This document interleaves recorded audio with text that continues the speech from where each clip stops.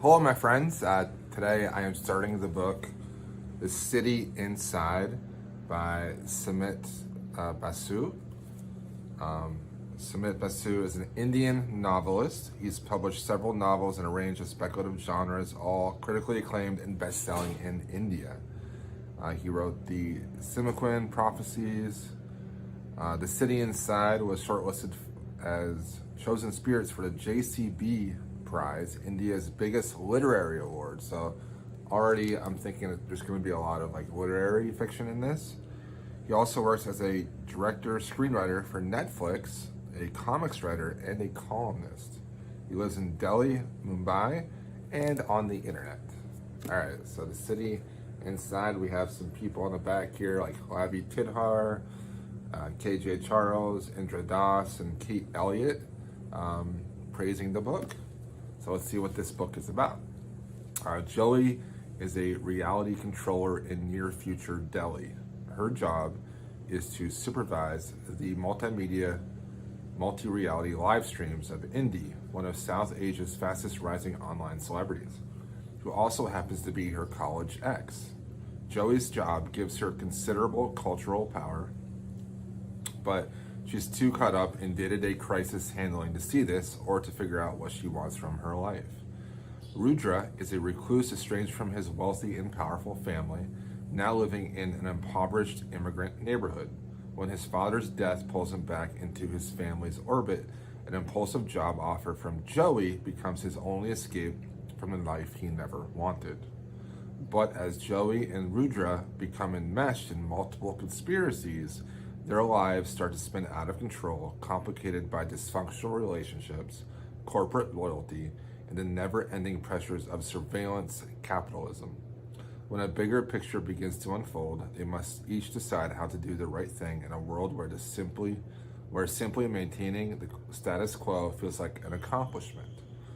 Ultimately, resistance cannot take the same shape of these two very different people.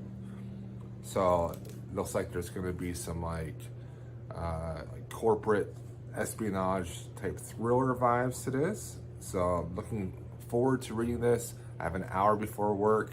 It is Thursday, September the 22nd. So I'm going to read for the first hour in The City Inside. Okay, so I read the first hour of The City Inside by Samit Basu. I'm gonna Google later to make sure I'm saying his name correctly. So 40 pages in, which means should finish the book in 6 hours. It's only 240 pages. So 40 pages in, 40 pages an hour. It's about my average for a book. Sometimes less, sometimes more, depending on the content of the book. Now, it's a dystopian, but a dystopian that's disguised as a utopia in a way that is very interesting, because there are these horrible things happening in India where there is no freedom of speech. Everything is monitored. It's monitored by algorithms and AI. You can't say anything against the fascist government or the corporate entities that own the world, basically.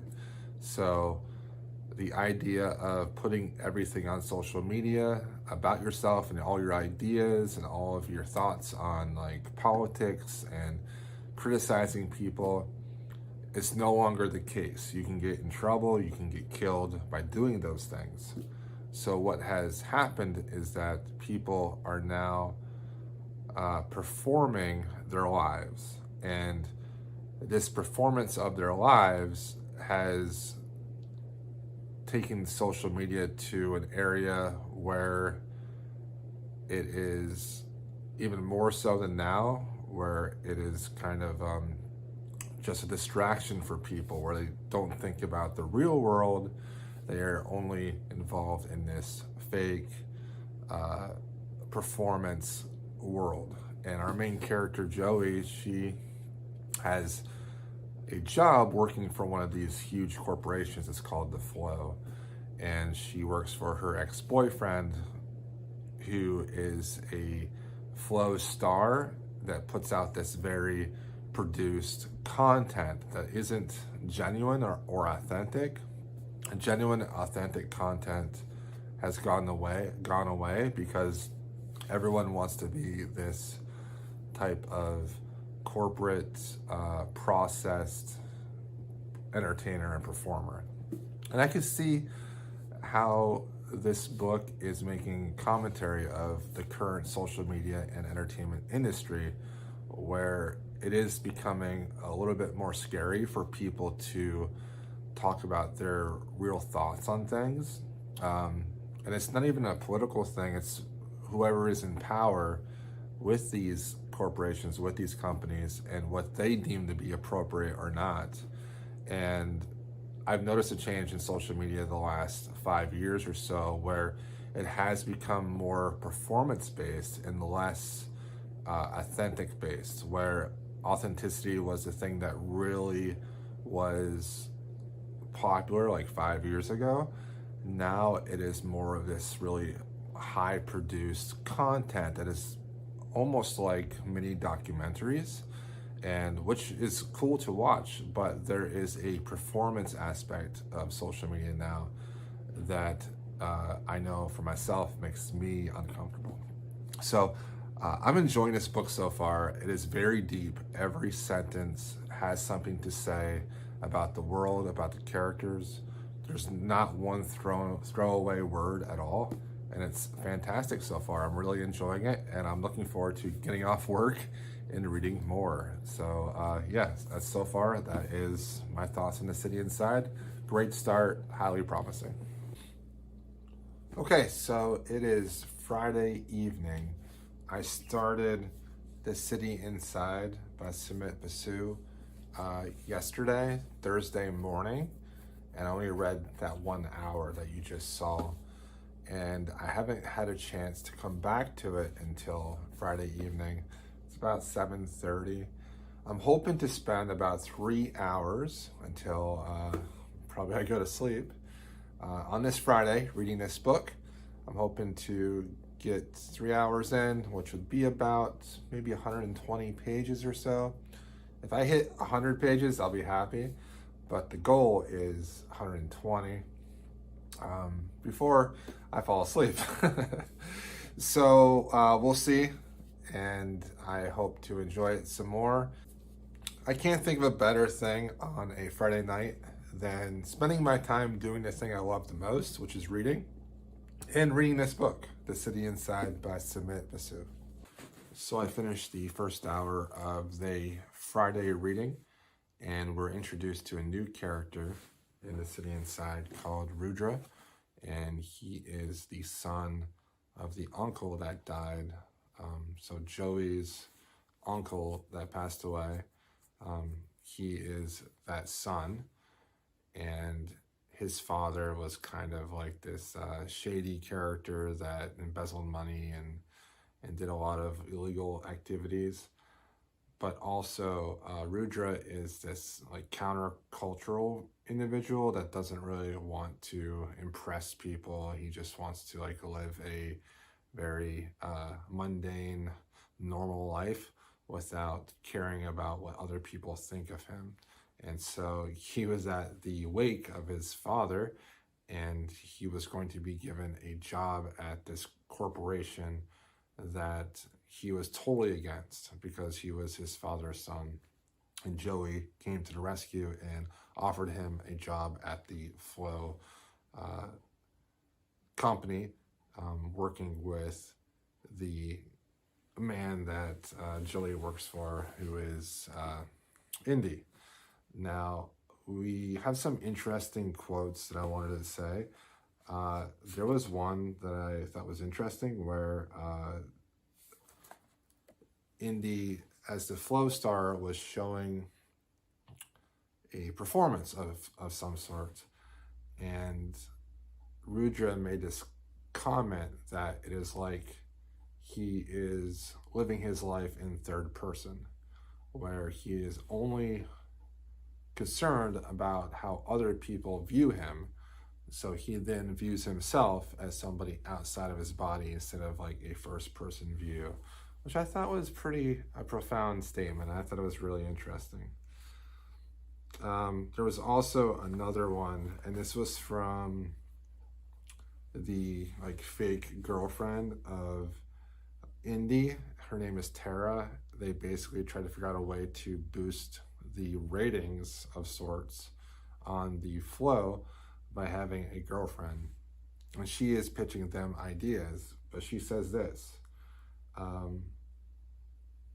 It Tara is trying to have like this segment about relationships. And she says, we are transforming the world into a single organism, a hive mind with one culture, one thought, and one goal. And I thought that was interesting because they're taking this social media to this terminus where all of the thoughts and all of the ideas are one, and that everyone is trying to be a copy of somebody else. And it's all one culture, and no one is really thinking in a way that is different than anyone else. And what's nice now is we have this character Rudra that is thinking differently. So I thought I'm really enjoying this and hoping to read some more. And hopefully I'm going to read for 2 more hours. Okay, so I finished my 3 hours for Friday night, and I got to page 160. Very excited about that. So I only have 80 pages tomorrow, which I want to read in the morning because I want to finish this book. Now, I'm really enjoying it. I think it's great. From here on out, with this video, it's going to be spoilers. So if you don't want to be spoiled for the book, go ahead and stop the video now. So on page 160, Rohit, Rudra's brother, comes to visit him, and he says this. He says, storms are coming. We don't know what they are. We live in a country that's so conformist, even the terrorists work for the government. But despite this, everything manages to be completely impossible to predict. The walls are going to crack because of tiny people trying to break them. Just billions of people who are useless. Lost in the world, people who are angry and desperate to survive. They're going to try to take everything down with them, burn it all. Climate change will break walls. The robots will break walls. New diseases, tech, disasters, all these things. They're all coming all at the same time until one day there's only one wall. And the people inside it are gods, and the people outside it are monsters or dead. It's going to be mythological. It's going to be, I'm going to be inside that wall, and I want my brother with me. Do you understand now? Have I woken you up? So, as I keep reading this book, I'm reminded of the caste system in India. And the book takes that caste system and expands it to new tech, corporation espionage, and who actually rules the countries, who rules the world. And it talks about how these social media influencers are being used by these corporations, people that are actually running things. And in these last, I guess I read quite a bit tonight. In these last pages here, a lot happens. First off, the large overarching individual who tries to hire Rudra at his father's wake, and he rejects him, he might actually be like one of the owners of the flow. So there's a connection where he is upset that he got rejected. So he then goes and hires these people that try to hire Indy, which is the flow star, and to basically buy his likeness and that means that they can use his likeness to create content without really his permission. He still gets a lot from it, but they basically own his digital self. And he tells them to no way, get away. In more colorful words that I don't really say. He is accused of rape, but we find out that his actions over the years actually might be that he has done this awful thing. And so now we have this issue where Joey wants to leave her job as the producer of Indie's Flow because of these accusations. And we find out that when they were together, that Indy forced himself upon Joey at one point, but she is unable to quit. Like, there's all these like forces and pressures and things where she can't really quit properly. And so we're now seeing this dark side of this Flow having the internet and the views and the constant surveillance of someone performing all the time, and what that means to someone as far as becoming a narcissist and ego, as Indy, this Flow star, has done this horrible thing, and he right away, says he didn't do it and that it was consensual. And it really reminds you a lot of the narcissistic attributes of individuals that get caught in scandals and different things that they've done in the past. And because they have so much attention and so much power, that they totally don't believe that they could do these things that they did, even though they know they did it. They still believe themselves to be more powerful or more important than the people they do awful things to. It's pretty good right now. There's still the conversation between Rudra and Rohit, and Rudra and Tara they're now in love with each other. So it's interesting. I like this book, and it makes me think a lot about social media and our life in the spotlight of social media. And I find it kind of hypocritical that I'm creating a lot of these videos about the book, which is basically me on social media talking about a book that's about social media, and it's kind of a mind trip.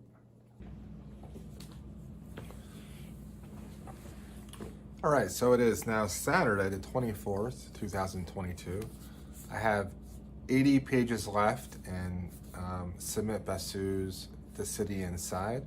Hope to read it in the next 2 hours, and then I'll let you know how I felt about the book in general. Okay, so I finished The City Inside by Samit Basu, and it took me about 6 hours to read over about 3 days. I spent 1 hour the first day, 3 hours the second day, 2 hours the third day. And the last 80 pages was so different from the beginning of the book and was very difficult to understand as the entire narrative shifted. We went from focusing on the Flow company and the integration of people's lives into this constant performing world where everything is recorded, to learning about the ways that people are fighting back against the oppressions and wrongness that are happening in the world. And we find Rudra